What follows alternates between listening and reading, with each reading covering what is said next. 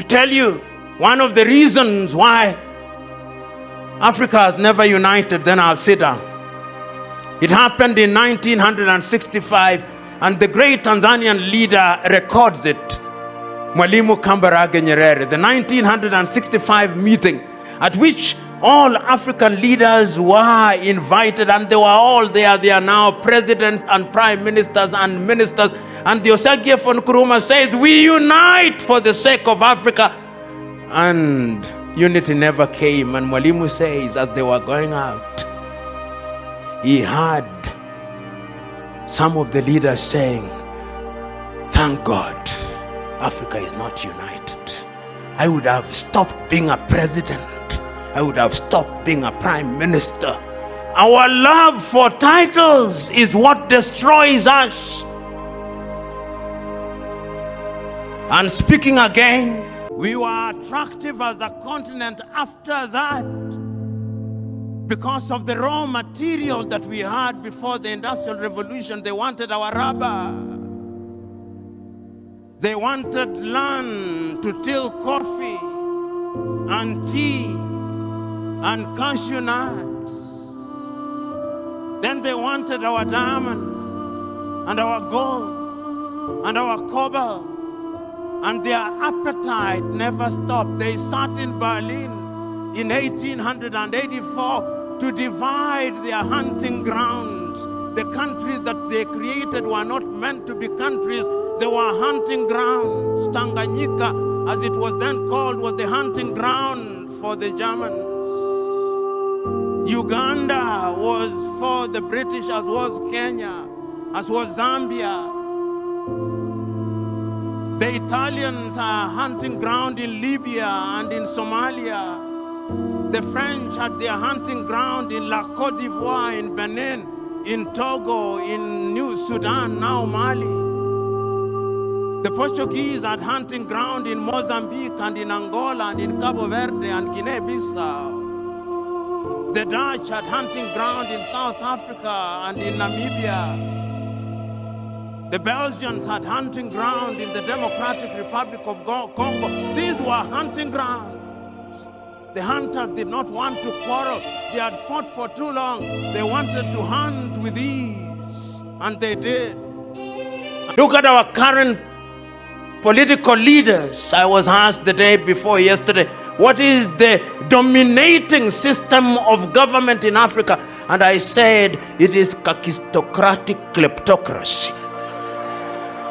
And I had to break it down. I told them, kakistocracy is a government led by your very worst. And kleptocracy is a government led by thieves like Mobutu Sese Seko Kukumbendu wa Zambanga.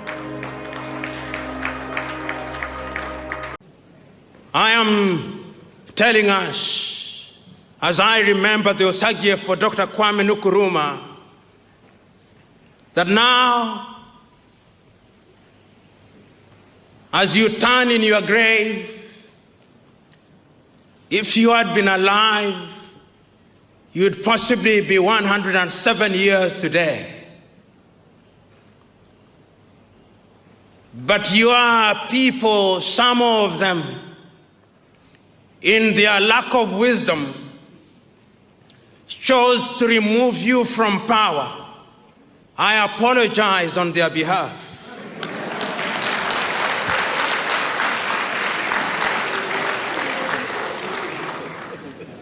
They gave you only a few years to be present in this world. And during those few years that you are present in this world, you shook not only Ghana, but Africa so very fundamentally that although your mortal remains were interred, your spirit is alive and well. And it's that spirit that occupies our minds and hearts today as we remind ourselves that the only way in which Africa will realize our potential is through the path of unity.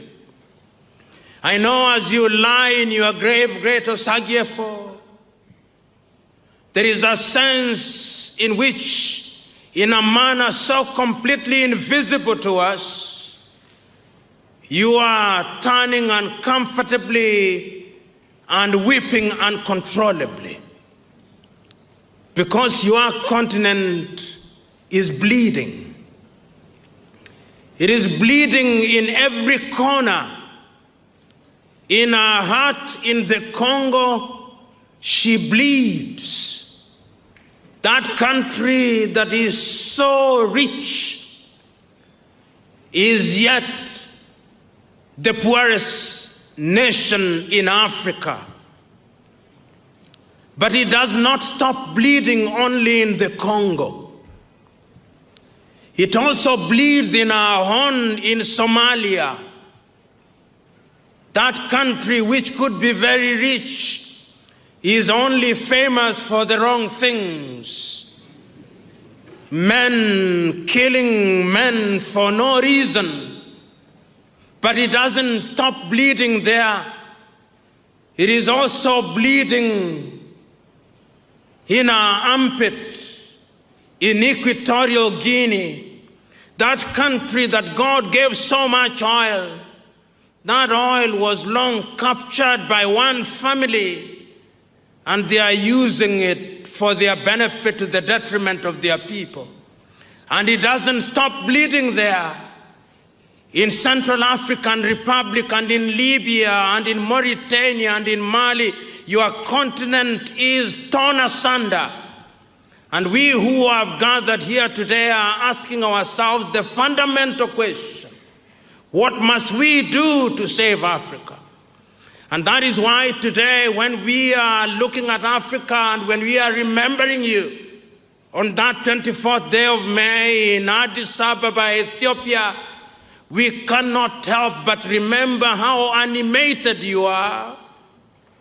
We cannot help but remember that what you saw 50 years ago is turning out to be as evergreen as when you spoke them.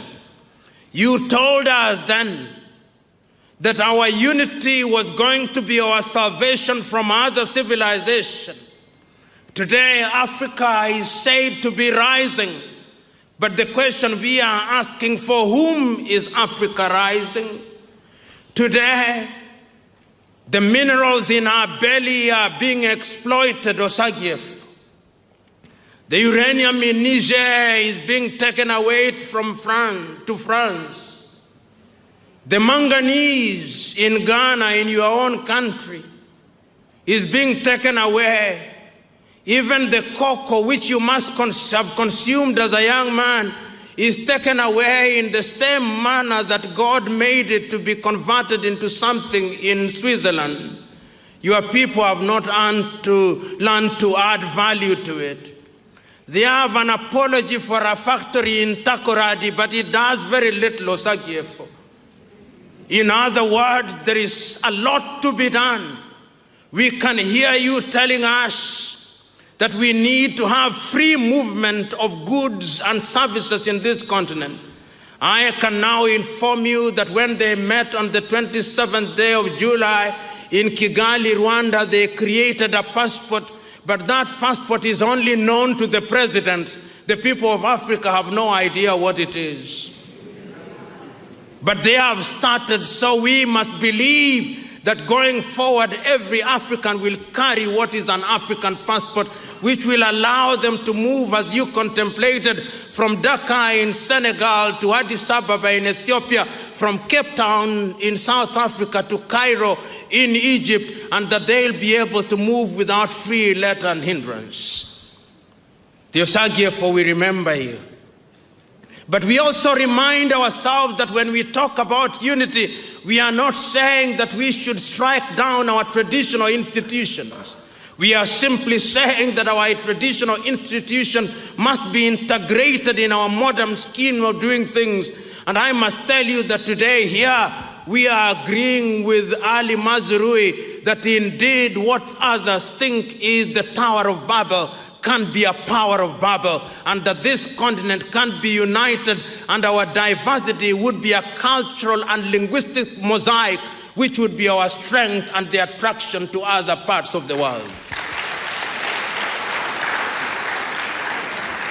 Osagyefo, as I continue to speak to you in your grave, there is the tendency that I may speak until the cows come home. But what is the wisdom in doing that?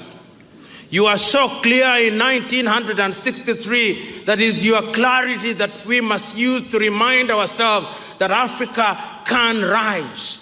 But as I posed a little early, for whom is it rising? Is it rising for the Indians? Is it rising for the Lebanese? Is it rising for the Chinese? Is it rising for the Americans? Or is it rising for the whole world with Africa as the bearers of the weight for our benefit? We want to live in a continent where we are respected, but we know that it's only through unity, and we believe that the academics will carry their weight so that our education has its value.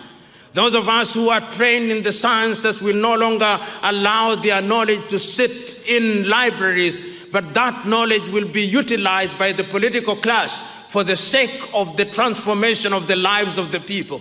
We hope that our unity will create an environment where our young men and women will not be humiliated at the embassies of Australia, Canada, the United States of America, and little European countries, that they may acquire their passports as a way of escaping from Africa, which provides no opportunity and no hope for our young men and women. We can do it, we must do it, because if we don't do it, we ourselves will be done. So Africa must rise, because if Africa does not rise, Africa will perish. Religion is a big business. That is a multi-billion-dollar industry. Religion is an opiate for the poor. Religion can be used to intoxicate individuals who are ignorant, individuals who have no hope. It is a wonder that those who want to take you to heaven, those who want you to starve to death, are themselves not starving to death. Those who are telling you that material things are not necessary, they tell you, keep your treasure in heaven where there are no moths and where there is no rust. But they themselves are accumulating those material things.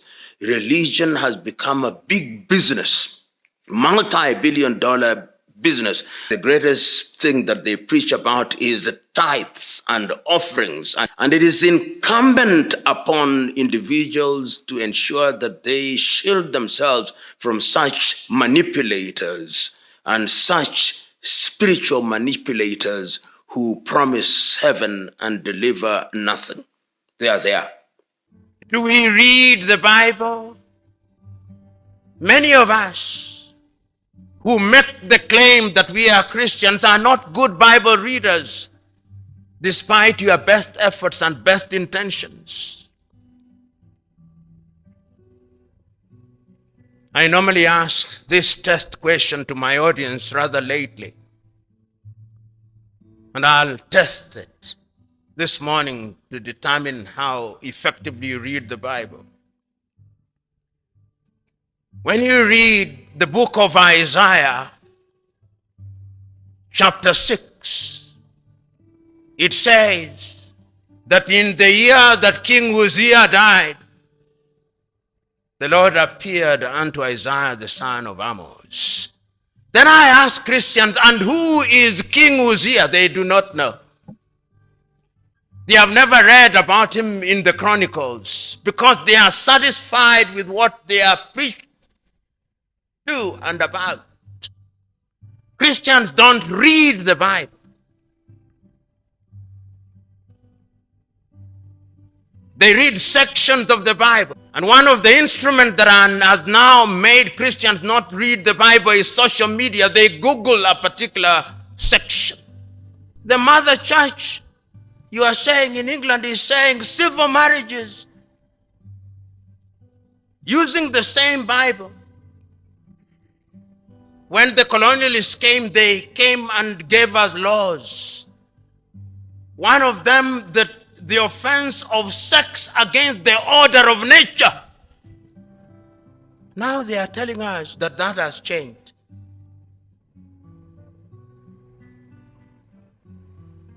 And very soon, in Africa, aid will be made conditional upon accepting homosexuality, if it is not already the case. They'll tell you the IMF and the World Bank is not going to disburse money to Uganda or Tanzania or any other country unless you accept that that be decriminalized. It is happening already. And after that, they'll tell us bestiality is fine. There is no stopping us was a song that I used to listen to. There'll be no stopping us. And that is why we must rediscover mentorship according to the Bible. Because that changes not. You know, on Sunday, I was watching the history of Martin Luther and how he was persecuted by the church when he penned his 95 Theses. You remember in 1961, the Congolese thought that they had regained independence under Patrice Emery Lumumba. They killed him after 9 months. The Togolese thought that they had regained independence under Sylvanus Olympio. They killed him in 1963. The Ghanaians thought that they had regained independence in 1957. They overthrew Nkrumah in 1966. They thought in Nigeria that they had regained independence with Nnamdi Azikiwe and Abubakar Tafawa Balewa. They overthrew him in 1967. The Malians thought that they had regained independence through Modibo Keita. They overthrew him in 1968. The Algerians thought they did so through Ahmed Ben Bella. They overthrew him in 1968. Africa, as I speak now, and I want you to cast your eyes across the continent of Africa and see the crisis of governance, and therefore begging the question, is there a place for African culture in governance?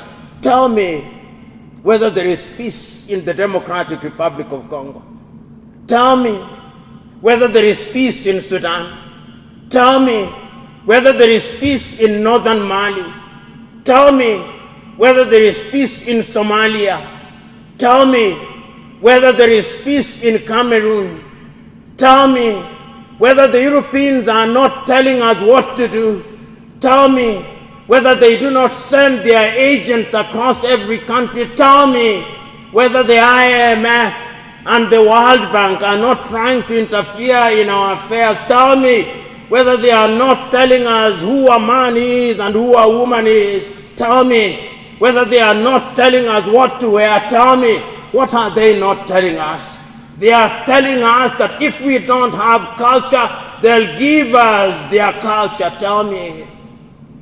And I want you to, there were 32 heads of states and government who met in Addis Ababa, Ethiopia on the 23rd through to the 25th day of May, the year 1963. And I want you to listen to all of those speeches, or the compilation of them. There is a compilation of them that was made in the year 2013 when we were celebrating the 50th anniversary of the Organization of African Unity. And listen to all the speeches, and I pick out a speech from the leader of Central African Republic, David Dacko.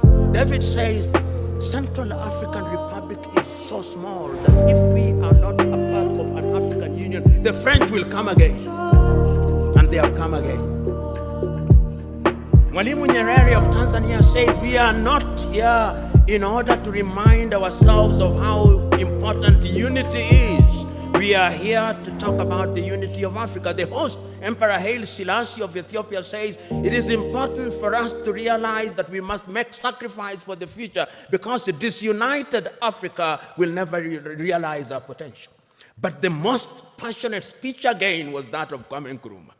He tells them, let us not live here without one government, without one army, without one currency, and without having chosen a capital. And I propose that the capital of the new Africa either be located in Bangui in Central African Republic or Leopoldville, now Kinshasa, in the Democratic Republic of Congo. But I'm open to any other suggestion. And let us live here once we have put together a council of foreign ministers in order to begin to work towards an African Union. That is Kwame Nkrumah. Nobody listened to him. We ended up with the OAU. And the story of the OAU can be told and retold.